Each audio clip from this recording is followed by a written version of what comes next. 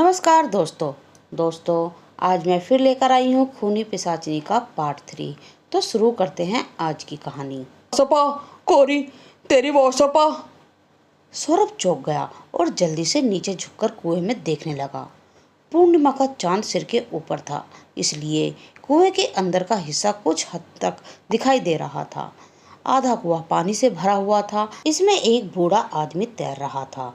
बूढ़ा आदमी पानी में से चिल्लाया, ए लड़के, मुझे पता है कि वो रक्त पिशाचिनी तुम्हारे पीछे पड़ी है। मैं तुम्हें उससे बचा सकता हूँ। तब तक राहुल और मनोज भी कुएं में झांकने लगे थे। क्या सोच रहे हो लड़कों? मैं ही तुम्हें उस रक्त पिशाचिनी से बचा सकता हूँ, लेकिन आप तो खुद पानी में फंस गए हो। आप हमें कैसे बचाओगे? तभी कुएं के पानी से एक सुंदर स्त्री ने अपना सिर उठाया। वो दिखने में बेहद आकर्षक और खूबसूरत थी। लाल साड़ी वाली उस महिला ने कहा, लड़कों, तुम इस बूढ़े आदमी की बात मत सुनो। इसमें तुम्हें उस रक्त पिशाचिनी से बचाने की कोई शक्ति नहीं है। तुम मेरी एक शर्त पूरी करो और मैं तुम्हें उससे बचाऊंगी। सौरभ, ये दोनों इंसान नहीं हैं, ये आत्माएं हैं जो इस कुएं में रह रही हैं। हमें जल्दी से यहाँ से निकलना होगा। जल्दी चलो।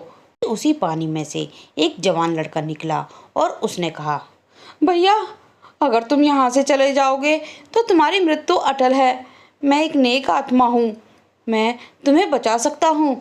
बदले में तुम मेरी शर्त पूरी करो। धीरे धीरे एक दो और आत्माएं पानी से बाहर आईं, जिनमें सफ़ेद बालों वाली एक बूढ़ी औरत भी थी। सौरभ और राहुल, मनोज सभी उलझन में पड़ गए। उन्हें समझ नहीं आ रहा था कि उन आत्माओं पर विश्वास करें या नहीं। वे सारी बातें सोचने लगे कि अगर उन्होंने धोखा दिया तो। क्या करें सौरभ? मुझे लगता है हम इन आत्माओं से मदद लेनी चाहिए, वरना वो रक्त पिशाचिनी हमें भी मार डालेगी। उसके लिए हमें उनकी शर्त सुननी होगी। मैं उनसे उनकी शर्त पूछता हूँ। और सौरभ ने कुएं के भीतर झुककर आत्माओं से पूछा, तुम्हारी शर्त क्या है? अपनी शर्त बताओ। फिर सभी आत्माएं एक साथ बोलने लगी और उनका शोर शुरू हो गया। तभी सौरभ जोर से चिल्लाया, चुप रहो, वरना हम सब यहाँ से चले जाएंगे। यह सुनकर सभी आत्माएं शांत हो गईं। कोई एक आत्मा अपनी शर्त बताओ। तभी एक सफ़ेद बालों वाली बुढ़िया बात करने लगी, बच्चों, मैं आपकी दादी की तरह हूँ। एक तांत्रिक ने मुझे मेरे ही घर में बोतल में बंद कर दिया और मेरी आत्मा को इस पानी में छोड़ दिया। मेरी आत्मा कई सालों से इस कुएं के पानी में सड़ रही है। बूढ़ी औरत आगे बोल ही रही थी कि तभी सुंदर औरत की आत्मा ने उसे टोका और बोली, इस बुढ़िया की बात मत सुनो, ये पापी है। इसके मरने के बाद इसने अपने बेटे और बहू को काफ़ी दुख दिए हैं। इसने खुद के बेटे का ही पैर सड़ा दिया। उसके पैर सड़ गए और डॉक्टर ने उसे काट दिया। अब वह जीवन भर के लिए विकलांग हो गया है। निर्दयी औरत की आत्मा को तो कुएं में ही सड़ जाना चाहिए। यह सुनकर बुढ़िया गुस्सा हो गई। चुप कर पापी, मैंने तुम्हारी तरह गैर मर्द के चक्कर में अपने पति को जहर देकर नहीं मारा। बच्चों, मेरे पर विश्वास करो, ये सभी पापी आत्माएं हैं, इनकी कुछ मत सुनो। मेरे खुद के बेटे ने बहू के शब्द सुनकर मुझे लात मारी, मुझे लकड़ी से मारा, मुझे कई दिनों तक भूखा रखा।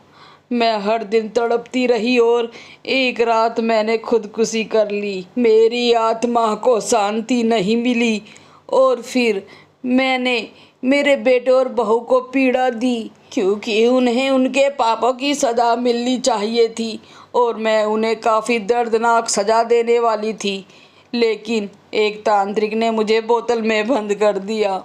यदि आप मेरी जगह होते तो आप भी यही करते। इन सभी आत्माओं की बातें मत सुनो, यह बुरी आत्माएं हैं, तुम्हें धोखा देंगी। तभी बाकी आत्माएं बुढ़िया पर चिल्लाने लगी और उसे गंदी गंदी गालियां देने लगी। तभी सौरभ ने जोर से चिल्लाकर कहा, मैं आखिरी बार बोल रहा हूँ, सब शांत रहो, वरना हम चले जाएंगे। और आत्माएं शांत हो गई। बताओ, शर्त क्या है दादी? तो बूढ़ी औरत ने बोलना शुरू किया, मुझे गलत मत समझो बच्चों, मैं तुम्हारी दादी की तरह हूँ, लेकिन हम आत्माएं हैं। तांत्रिक ने हमारी शक्तियाँ ले ली हैं और हमें इस कुएं में बंद कर दिया है। अगर हमें शक्ति मिल जाए तो हम निश्चित रूप से इससे बाहर आ सकते हैं, और एक बार मैं बाहर आ जाऊं तो आपको उस रक्त पिशाचनी से बचा सकती हूँ। वो रक्त पिशाचनी मेरी शक्तियों के सामने टिक नहीं सकती।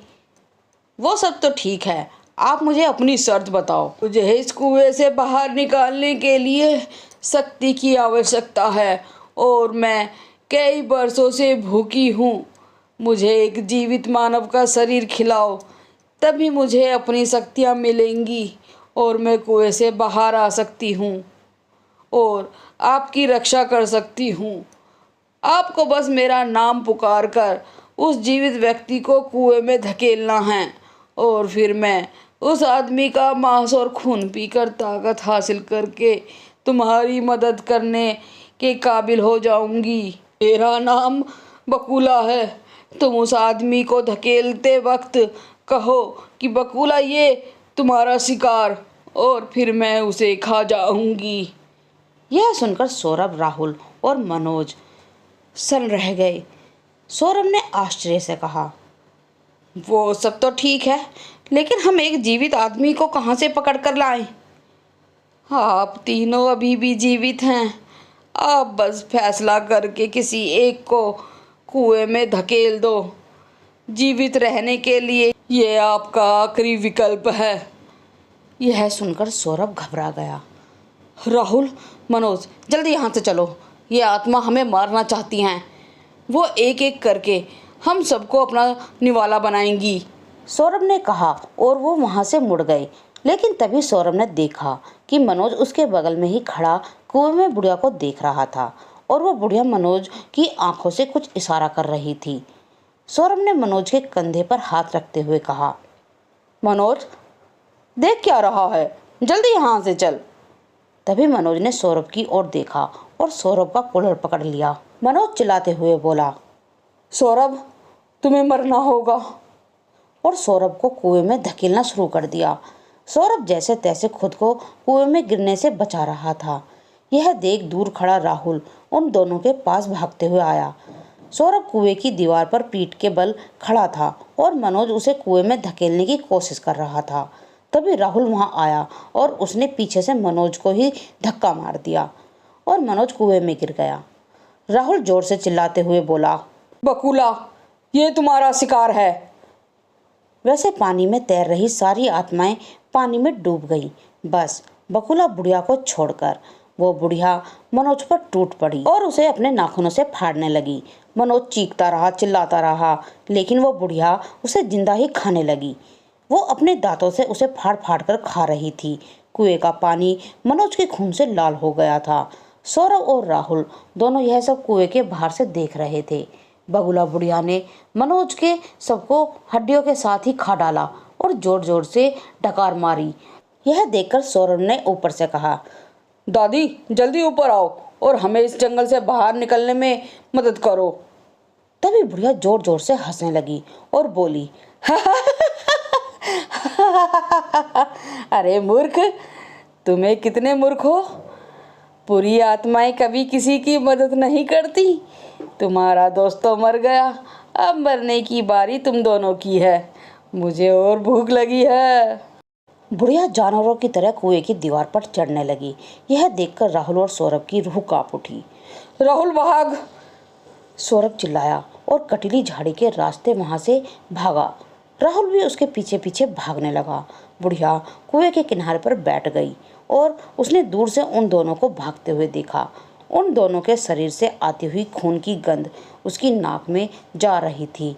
उसने अपनी जीभ को अपने होठों पर घुमाया और एक जानवर की तरह दहाड़ते हुए चारों पैरों पर भागते हुए उनका पीछा करना शुरू कर दिया। सौरभ और राहुल जान बचाकर भाग रहे थे। बुढ़िया बगुला उनसे ज़्यादा दूर नहीं थी। तभी राहुल भागते हुए गिर गया। सौरभ आगे निकल गया था, लेकिन राहुल की आवाज़ सुनकर वापस मुड़ गया। राहुल की पैंट डर के मारे गीली हो गई थी। उसे कुछ भी समझ नहीं आ रहा था। उसे अपनी मौत सामने दिख रही थी। वो बुढ़िया कुछ ही दूरी पर आकर जानवरों की तरह बैठकर दोनों को देख रही थी। तभी बुढ़िया हंसते हुए बोली, मजेदार खाना। सौरभ राहुल के पास बैठा था और उसे उठाने की कोशिश कर रहा था। तभी बुढ़िया उनकी ओर दौड़ने लगी। ये देख सौरभ ने पास ही पड़ा पत्थर उठाया और जैसे ही बुढ़िया उसके ऊपर छलांग लगाने वाली थी, तभी उसके सिर में उसने वो पत्थर मार दिया। बुढ़िया नीचे गिरी। सौरभ ने खुद को संभाला।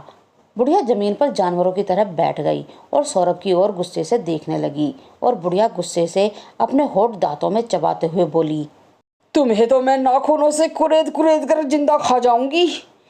और वो सौरभ के ऊपर छलांग मारने ही वाली थी कि तभी दूसरी ओर से रक्त पिशाचनी उसके ऊपर कूद पड़ी और दोनों के बीच हाथापाई शुरू हो गई। वो दोनों एक ही दूसरे के साथ भेड़ियों की तरह लड़ रही थीं, एक दूसरे के नाखूनों से चीर रही थीं, दांतों से काट रही थीं। इस परिस्थिति का फायदा उठाते हुए सौरभ ने राहुल को उठा लिया और दोनों वहां से भागे। इधर रक्त पिशाचनी ने बुढ़िया की गर्दन अपने जबड़े में पकड़ ली और उसे जोर से काटने लगी। इधर कुछ देर भागने के बाद वे एक झरने के पास पहुंचे। झरने का पानी बह रहा था। राहुल और सौरभ दोनों का गला सूख गया था। वे जल्दी से पानी के झरने में उतरे और पानी पीने लगे। तभी उन दोनों के कानों में मंत्रों का उच्चारण की आवाज़ सुनाई देने लगी। अब क्या तुम ये आवाज़ सुन सकते हो? हाँ, कोई महिला मंत्रों का उच्चारण कर रही है। लेकिन वो कौन होगी? मुझे नहीं पता, लेकिन शायद कोई औरत तंत्र कर रही है। अगर ऐसा है तो हमें उसके पास जाना चाहिए। शायद वो हमें उस रक्त पिशाचनी से बचा सकती है। मुझे नहीं लगता कि हमें इस अजनबी पर भरोसा करना चाहिए, क्योंकि हमने अभी अभी बुढ़िया की आत्मा ने धोखा दिया है। लेकिन मुझे लगता है कि शायद वो एक सिद्ध तांत्रिक है। अन्यथा पिशाच का भूत प्रेत कभी मंत्रों का उच्चारण नहीं करते।